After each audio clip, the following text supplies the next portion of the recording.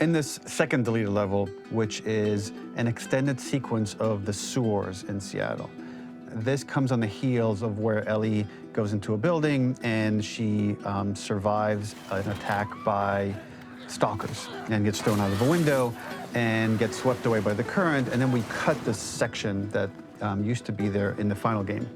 Now you will get to play it. So this was a way to get a bit more interesting puzzles, interesting traversal, figure out how Ellie can navigate the sewers with the fighting current. Ultimately, with a lot of these levels and these sequences, the reason why we cut them were for pacing purposes. But here it is for you in this very kind of raw form that part of it will feel finished, parts of it will feel like assets are missing as far as audio, animation won't be final. But it's a glimpse into what a game looks like when it's months away from finishing. Enjoy.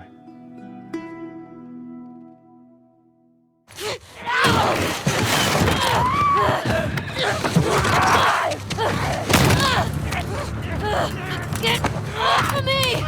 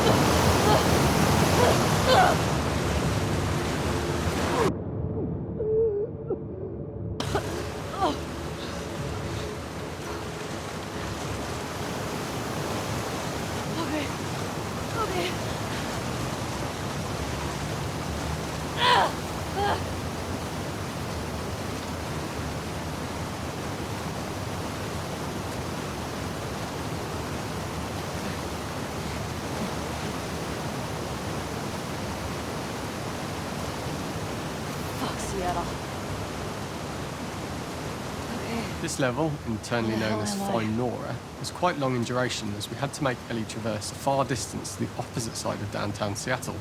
The sewer section was originally longer than what we released the game with, approximately 10 minutes more. This was one of the few areas of the game that used water flow as part of a traversal puzzle. The player has to go upstream to use the current to get to the platform to reach the other side. We mostly cut this mechanic game-wide, however it remained in essence in the section swimming to the aquarium as Ellie when you were avoiding the waves.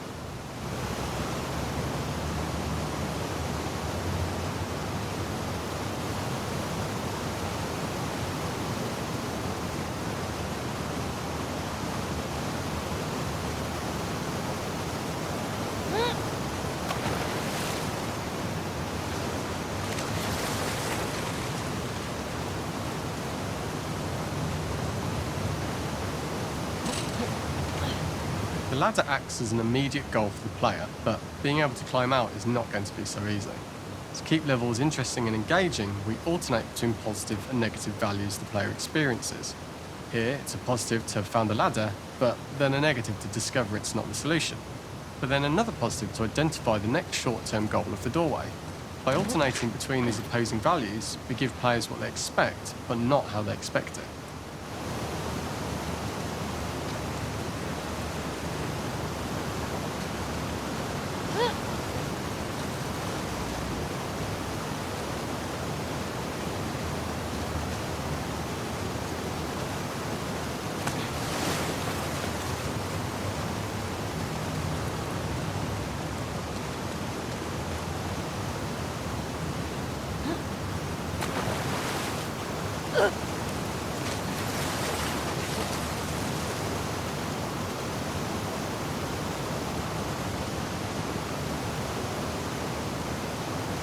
When players reach the doorway and enter into the room, they're faced with a dead end. What have we got The real reason for this dead-end room is that on the reversal, when exiting back out of the doorway, players are faced with the route onwards.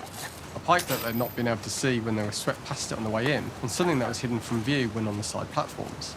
The intention here being that the only option is to go off the standard path in order to search for a way out.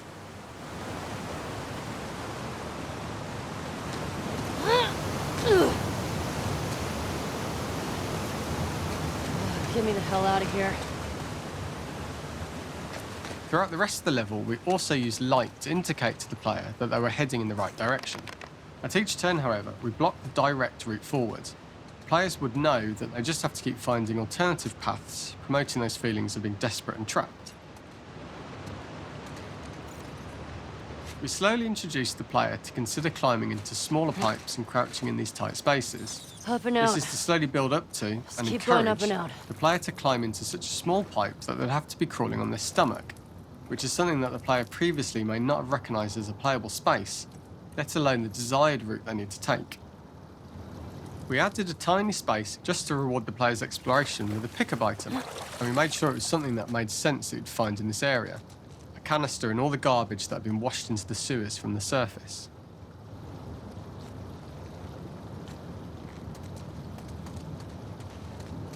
We loved the idea of making Ellie prone through a tiny, dirty pipe in order to get out, as it was a great opportunity to use our prone mechanic. A unique camera setup was created to support crawling in these pipes, as the standard prone camera is much higher above the player. We also created custom collision in order for Ellie to manoeuvre in these tight spaces easily. Initially, the oblong collision capsule around her character caused issues crawling around corners. We put extra effort into the custom corner collision, so the movement experience is as smooth as the main game.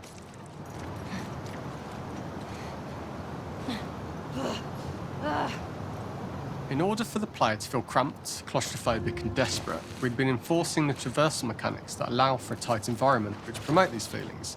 We introduced the use of the squeeze through so that we can keep the player feeling enclosed and tight, but without repeating the same geometry. Here we change from low ceilings with wider walls to high ceilings and tight walls to change up the spatial pacing and keep the level from repeating itself. This will be a really shitty place to die.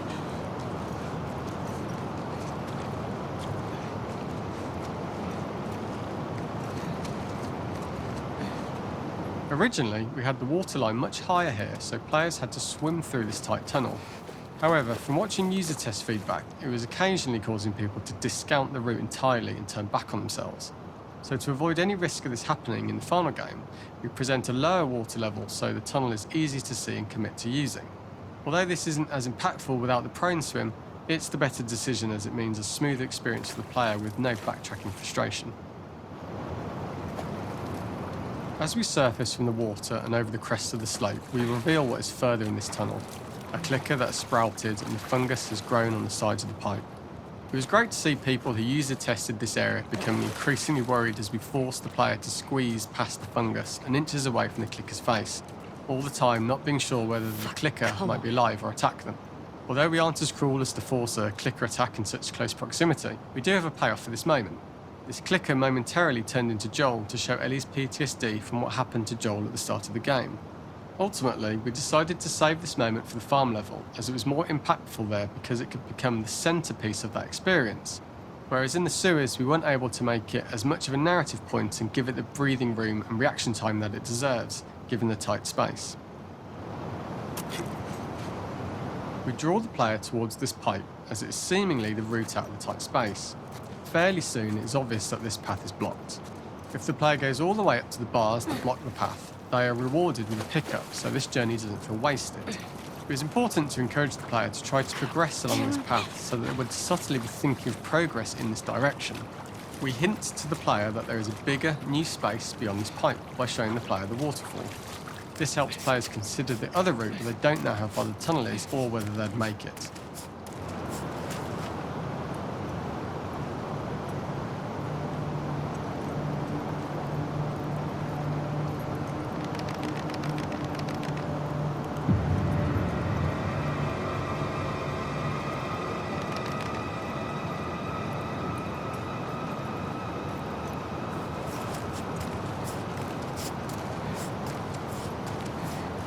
Oh, shit!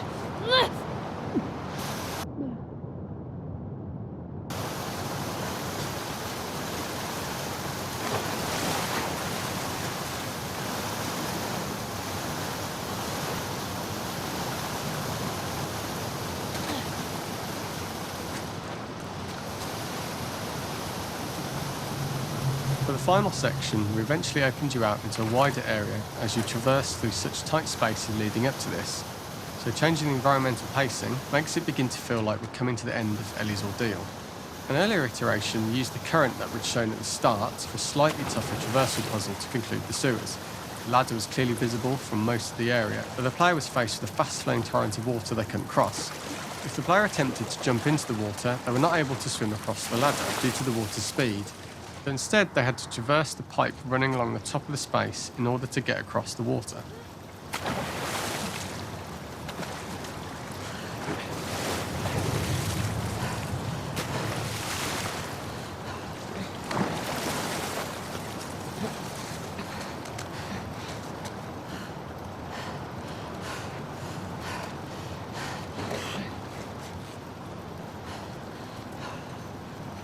Using this pipe was retained in the iteration we shipped with, as it's the last of the extreme methods Ellie has to undergo in order to escape the sewers, and what she will go through in her pursuit of revenge.